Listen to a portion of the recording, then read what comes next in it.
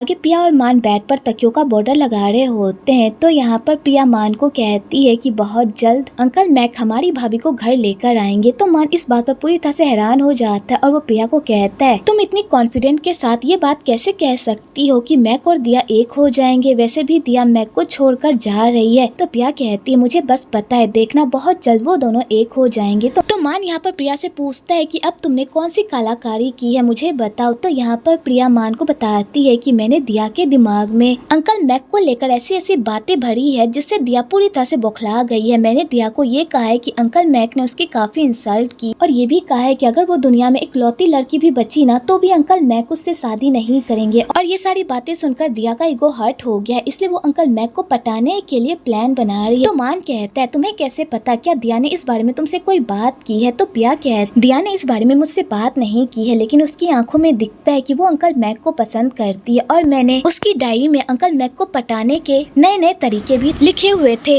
इसलिए मैं पूरा श्योर हूँ कि वो दोनों एक न एक दिन जरूर एक हो जाएंगे। चलो मैं तुम्हें दिखाती हूँ कि दिया ने अपनी डायरी में क्या नोट आउट किया था। और यहाँ पर प्रिया मान को दिखाने लगती है, जिस चक्कर में वो मान के काफी करीब आ जाती है। और मान जब प्रिया के इतने करीब आता है तो उसका दिल जोरों से धड़कने लगता है। तो प्रिया यहाँ पर मान को कहती है, अब तुम ये मत कहना कि मैंने दिया की प्राइवेसी में ताक झाक की है, ऐसा मैंने कुछ भी नहीं किया है। जब मैं उस दिन अपने रूम में गई थी अपना सामान लेने के लिए, तभी मेरी नजर दिया की डायरी पर पड़ गई थी और मैंने अचानक ही ये सब देख लिया है, मैंने कोई रूल नहीं तोड़ा है। तो मान कहता है, भले ही तुमने रूल नहीं तोड़ा पर तुम्हारी हरकतें तो इसी तरफ इशारा करती है। तो प्रिया कहती है, जो भी हो, लेकिन मैंने कोई भी रूल नहीं तोड़ा। और वो ये कहकर मान के और करीब चली जाती है, जिस वजह से मान का दिल और तेजी से धड़कने लगता है। और प्रिया भी ये सब नोटिस करती है। तो वो मान से पूछती, मान तुम्हारा दिल इतना जोर से क्यों धड़क रहा है, कहीं तुम्हें ब्लड प्रेशर तो नहीं है? तो बेचारा मान यहाँ पर प्रिया को क्या बताए कि उसके दिल के अरमान जाग रहे हैं, जिस वजह से उसका दिल जोर से धड़क रहा है। तो वो यहाँ पर झूठ बोलता है और कहता है, तुमने जो दिया और मैक के बारे में मुझे सारी बातें बताई ना, बस मैं उसी बातों को सोच सोच कर एक्साइटेड हो गया हूँ, इसलिए ये सब हो रहा है। तो प्रिया कहती, ओ ऐसी बात है। और प्रिया इस बात पर ज्यादा ध्यान नहीं देती और वो मान को फोटो दिखाने लगती है। और बेचारा मान टुक टुक कर फोटो के बजाय से प्रिया को ही देखता रहता है। अगले दिन मान की एक्स गर्लफ्रेंड क्वान की एंट्री होती है, जो उसके ही कॉलेज में नई प्रोफेसर बनकर आई हुई होती है। तो मान जब क्वान को देखता है, उसे देखकर उसके होश ही उड़ जाते हैं। आगे मान क्वान से बात करने के लिए उसे बाहर लेकर जाता है ताकि वो उससे पूछ सके कि वो यहाँ पर क्यों आई है। और ये सब प्रिया भी देख लेती है। तो प्रिया को काफी बुरा लगता है अपने पति को उसकी एक्स के साथ देखकर, और ऊपर से वो दोनों साथ में ही बाहर जा रहे होते हैं, जिसे देखकर प्रिया को काफी बुरा लगता है।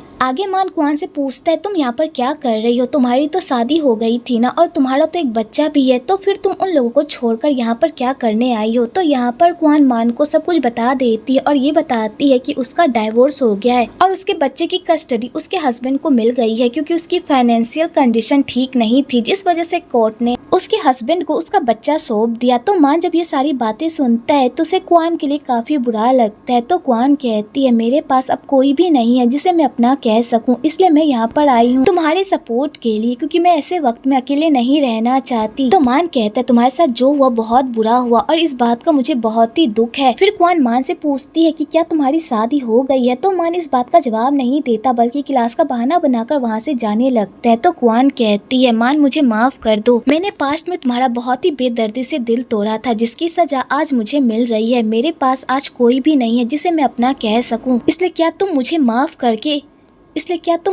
करके एक मौका दे सकते हो? प्लीज मुझे एक मौका दे दो मान, क्योंकि मैं अकेले नहीं रहना चाहती और अभी मुझे तुम्हारे सहारे की बहुत जरूरत है। तो मान कहता है, ठीक है, मैं तुम्हें हर तरह से सपोर्ट करूंगा। और मान ये कहकर वहाँ से चला जाता है। तो क्वान की बात सुनकर खुश हो जाती है, क्योंकि वो दोबारा वापस इसलिए आई हुई होती है ताकि वो मान को दोबारा हासिल कर सके। दूसरी तरफ चेरी अपनी मैनेजर के साथ मिलकर अपने और मैक के रिश्ते की पब्लिसिटी करती है ताकि सारे लोग उसे सपोर्ट करे और मैक के पास कोई ऑप्शन ना बचे उसके पास दोबारा वापस आने के अलावा। और ये सारी चीजें मीर देख रहा होता है तो वो सोचता है कि ये लड़की बिल्कुल भी नहीं बदली, पहले भी ये अपने मतलब के लिए लोगों का इस्तेमाल करती थी और आज भी कर रही है। कि तभी वहाँ पर जिया आ जाती है और वो मीर को ये सारी हरकतें करते हुए देख लेती है। तो इस बार जिया मीर से डायरेक्टली पूछ ही लेती है कि तुम्हारे और चेरी के बीच क्या चल रहा है। तो मीर यहाँ पर फिर से बहाना बनाने की कोशिश करने लगता है, पर जिया इस बार मीर की एक बात भी नहीं सुनती और कहती है, इस बार झूठ बोलने की तो कोशिश करना भी मत, क्योंकि क्योंकि मुझे पता है कि तुम्हारे और चेरी के बीच पक्का कोई ना कोई सीन है। आगे मीर जिया को पूरी बात बता देता है, जिसे सुनकर तो जिया के होश ही उड़ जाते हैं। तो यहाँ पर मीर जिया को बताता है कि चेरी बहुत ही मतलबी इंसान है, वो अपने फायदे के लिए किसी का भी इस्तेमाल कर सकती है और किसी को चोट भी पहुंचा सकती है। और दिया के साथ जितने भी हमले हुए थे वो सब चेरी नहीं करवाए थे, ताकि वो दिया को अपने रास्ते से हटा सके। तो जिया जब ये सारी बातें सुनती है तो वो पूरी तरह से शॉक्ड हो जाती है और वो मीर से कहती है, क्या मैं तुमसे एक आखिरी सवाल पूछ सकती हूँ? तो मीर कहता है, हाँ पूछो, तुम्हें क्या पूछना है? तो जिया कहती है, क्या चेरी ने अपने फायदे के लिए तुम्हारा इस्तेमाल किया था और तुम्हारे साथ प्यार का नाटक किया था? क्या तुम्हारे दिल में अभी भी चेरी को लेकर कोई फीलिंग्स है? तो मीर इस बात पर पूरी तरह से परेशान हो जाता है और कहता है, मेरे और चेरी के बीच जो भी था बहुत ही प्यारा था, मैंने चेरी से सच्चा प्यार किया था, पर चेरी मुझे छोड़कर चली गई बिना किसी रीजन के। उसने ये भी नहीं बताया कि उसने मुझसे ब्रेकअप क्यों किया, और सच कहूँ तो चेरी ने आज तक मुझसे ब्रेकअप भी नहीं किया और ना ही मुझे कोई एक्सप्लेनेशन दिया कि उसने मुझे क्यों छोड़ा। तो जिया जब ये सारी बातें सुनती है तो उसे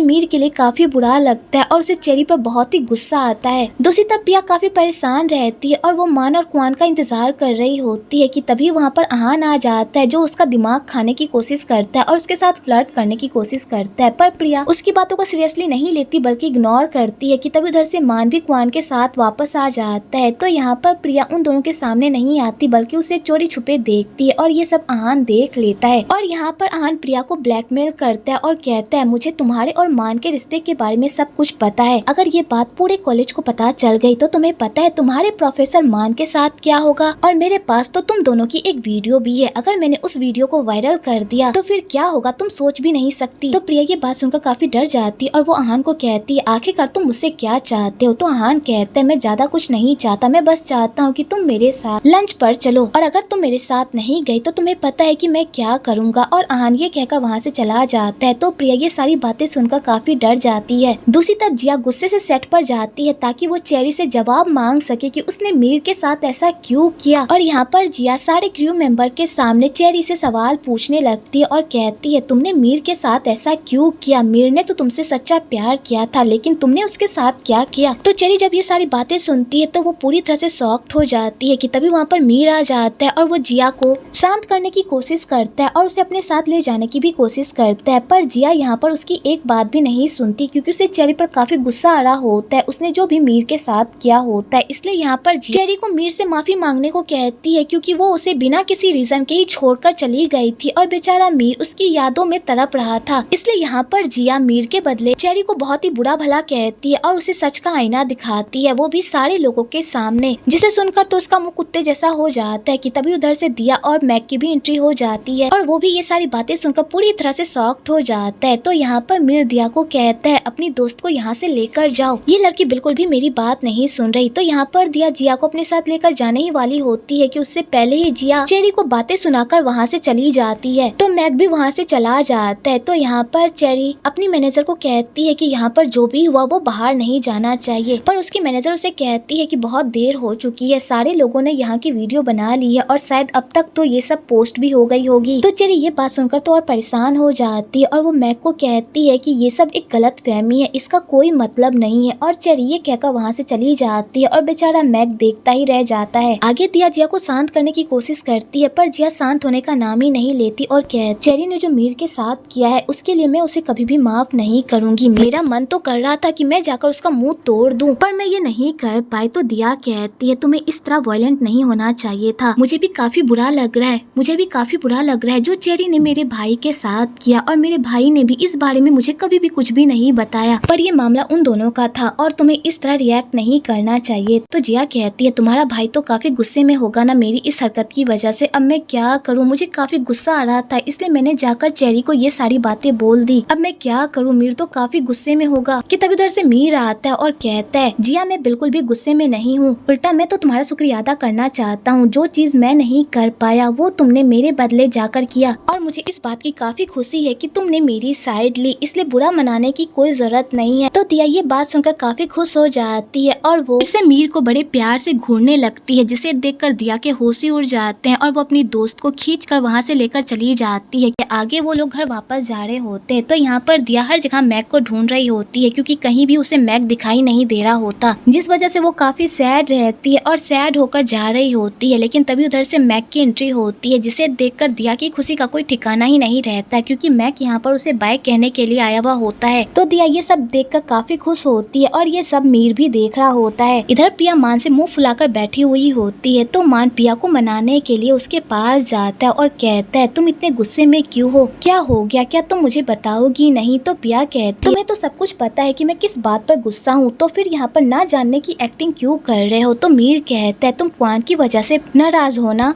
इसलिए तुम मुझे अवॉइड कर रही हो। पिया कहती है मैं तुम्हें अवॉइड नहीं कर रही, और पिया ये कहकर वहाँ से चली जाती है। तो मान फिर से पिया के पीछे जाता है और उसे मनाने की कोशिश करता है। तो यहाँ पर प्रिया मान से डायरेक्टली पूछ ही लेती है कि क्या तुम्हारे दिल में अभी भी क्वान को लेकर फीलिंग्स है, क्या तुम अभी भी उसे नहीं भूल पाए हो? तो मान यहाँ पर प्रिया को कहता है मैं तुमसे झूठ नहीं बोलना चाहता, इसलिए मैं तुमसे सच सच कहूँगा, मैं अभी भी क्वान को नहीं भूल पाया हूँ और मुझे वो सारी बातें याद है। तो इस बात पर प्रिया को काफी गुस्सा आता है और वो मान को खींचकर एक मुक्का मारती है और वहाँ से चली जाती है। दूसरी तरफ दिया अपनी अनपैकिंग कर रही होती है कि तभी उसे याद आता है कि उसकी डैडी तो यहाँ पर है ही नहीं। तो वो सीधा ग्रैंडमा को कॉल करती है और उनसे कहती है कि मेरे रूम में शायद मेरी डायरी छूट गई है, क्या आप चेक करके मुझे बता सकती है? तो ग्रैंडमा जब रूम में जाती है तो उसे वहाँ पर दिया की डायरी मिल जाती है। तो ग्रैंडमा कहती है तुम फिक्र मत करो, मैं तुम्हारी डायरी किसी के हाथों तुम्हारे पास भिजवा दूंगी। तो दिया ये बात सुनकर बहुत ही खुश हो जाती है कि तभी उधर से जिया आ जाती है और वो दिया के गले पड़कर अपनी खुशी जाहिर करने लगती है। तो दिया कहती है आखिरकार क्या बात है जो तुम इतना खुश हो रही हो? तो जिया कहती है तुम्हारा भाई मुझे अपने साथ आइलैंड ले जाना चाहता है, हम दोनों साथ में आइलैंड जाएंगे और वहाँ जाकर टाइम स्पेंड करेंगे, है ना ये खुशी की बात? तो दिया कहती है तुम सच में पागल हो, मेरा भाई तुम्हें वहाँ पर इसलिए लेकर जा रहा है क्योंकि वहाँ पर वो तुमसे काम करवा सके, ना कि तुम्हारे साथ रोमांस फरमा सके। तो जिया कहती है क्या तुम मेरी इतनी सी भी खुशी में खुश नहीं हो सकती जो तुम मेरा इस तरह मूड स्पॉइल कर रही हो?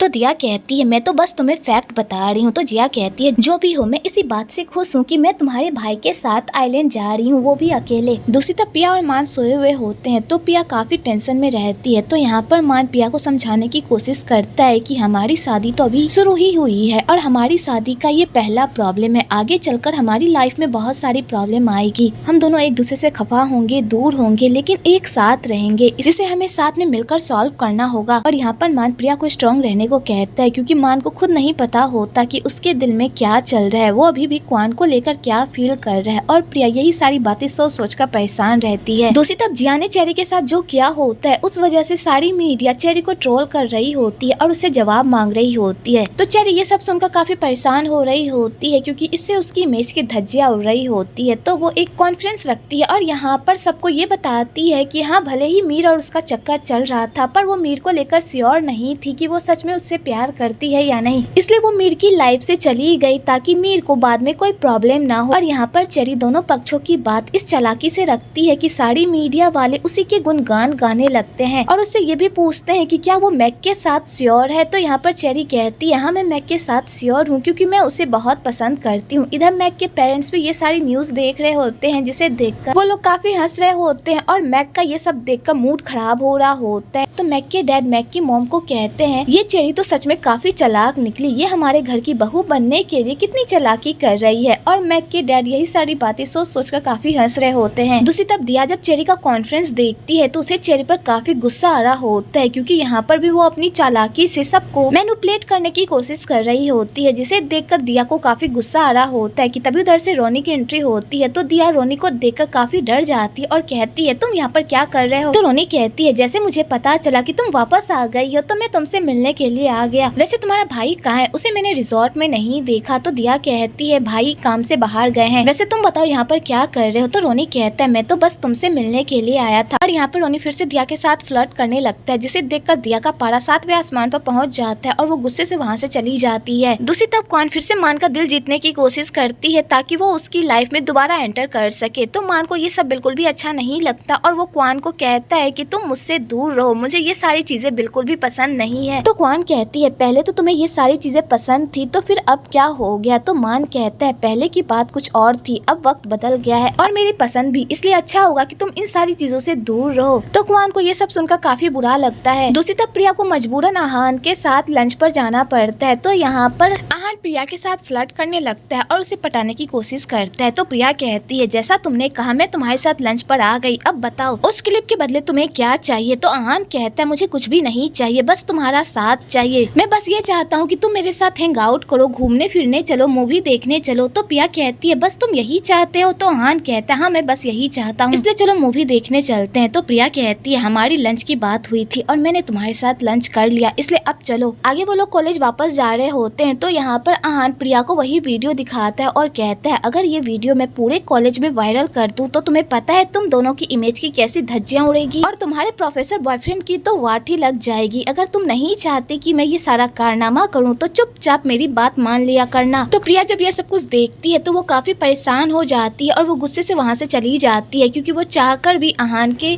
बात को नहीं काट सकती, क्योंकि अगर उसने ऐसा कुछ भी किया तो आहान वो वीडियो वायरल कर देगा। दूसरी तरफ मान हर जगह प्रिया को ढूंढ रहा होता है, क्योंकि उसने आज अपना क्लास स्किप कर दिया होता है, इसलिए वो उसकी दोस्त से पूछने के लिए जाता है कि प्रिया कहाँ पर है। तो उसकी दोस्त उसे बताती है कि प्रिया लंच करने के लिए बाहर गई है और अभी तक वापस नहीं आई है। तो मान जब ये सारी बातें सुनता है तो वो पूरी तरह से हैरान हो जाता है, क्योंकि प्रिया ने इस बारे में उसे कुछ भी नहीं बताया होता। दूसरी तरफ दिया पर दुखों का पहाड़ टूट पड़ता है जब रोनी आकर उसे ये बताता है कि जिस बोट से तुम्हारा भाई जिया और सारे कस्टमर आइलैंड जा रहे थे वो बोट ब्लास्ट हो गई है। ये बात सुनकर तो दिया के होश ही उड़ जाते हैं और वो सीधा वहाँ पर जाती है और वहाँ पर अपने भाई को ढूंढने की कोशिश करती है, पर कहीं भी उसे अपना भाई नहीं मिलता, क्योंकि सारे कस्टमर वापस आ गए होते हैं और जिया भी वापस आ गई होती है, पर मीर वापस नहीं आया हुआ होता है, क्योंकि मीर ने उन लोगों की जान बचाने के लिए अपनी जान खतरे में डाली होती है, जिस वजह से जिया और दिया काफी परेशान रहते हैं। और जिया का तो रो रो कर बुरा हाल रहता है कि पता नहीं मीर की जान बच पाएगी भी या नहीं, क्योंकि उसका कहीं भी अता पता नहीं मिल रहा होता। तो दिया ये बात सुनकर तो अंदर से पूरी तरह से टूट जाती है, लेकिन वो अपनी दोस्त के सामने स्ट्रॉन्ग बनने की कोशिश करती है और कहती है रोना बंद करो, भाई को कुछ भी नहीं हो, वो हमें ऐसे छोड़कर नहीं जा सकते, उन्हें वापस आना ही होगा। तुम्हें पता है ना वो मुझे लेकर कितना प्रोटेक्टिव है, तो वो मुझे ऐसे हाल में अकेला छोड़कर नहीं जा सकते, उन्हें वापस आना होगा। दूसरी तरफ मैक अपनी मॉम के साथ लंच कर रहा होता है कि तभी उधर से मैक के पापा आते हैं और मैक को दिया के रिजॉर्ट के बारे में बताते हैं कि दिया के रिजॉर्ट में एक बोट पलट गई है। ये बात सुनकर तो मैक के होश ही उड़ जाते हैं और उसे दिया की फिक्र होने लगती है कि कहीं उस बोट पर दिया तो नहीं थी, इसलिए वो सीधा रिजॉर्ट चला जाता है ताकि वो दिया को अपनी आंखों से देख सके कि वो सही सलामत है या नहीं। दूसरी तरफ कौन चेरी को मिलने के लिए बुलाता है ताकि वो चेरी के जरिए से ग्रैंडमा की जमीन को खरीद सके, वो भी महंगे दाम में। तो चेरी कहती है मैं इस बारे में सोचूंगी। तो कौन यहाँ पर चेरी को इस तरह पट्टी पढ़ाता है कि चेरी भी उसकी बात में धीरे धीरे आने लगती है।